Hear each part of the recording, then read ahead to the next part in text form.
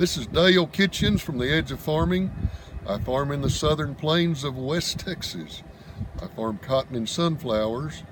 We are now finishing. This is all we like being through. And we have got just the biggest part of 9,000 acres now furrowed up.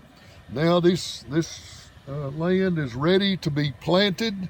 We would like to see a few more soaking rains come in.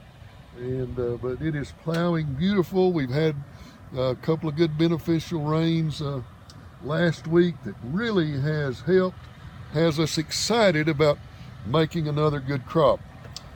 The ingredient to successful farming, you always think ahead. We have proven that by having your fertilizer down when the plant starts to emerge, it taps into that fertilizer at that point. And that's the time that plant will get its DNA adjusted to how much it can handle as far as a fruit load on whatever crop we are planting.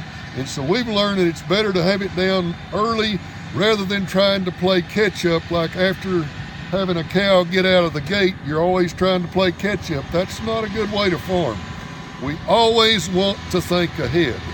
And to be success, we think ahead, and we just plan for best optimum yields so our land will produce the fruit and the crops that we as a farmer want to see produced.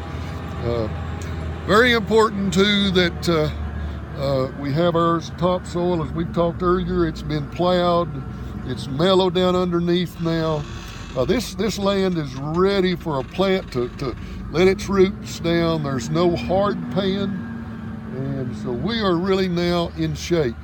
By thinking ahead on our farming practices, we think ahead on our maintenance. The biggest key that we try to do in successful farming, we always try to plan ahead.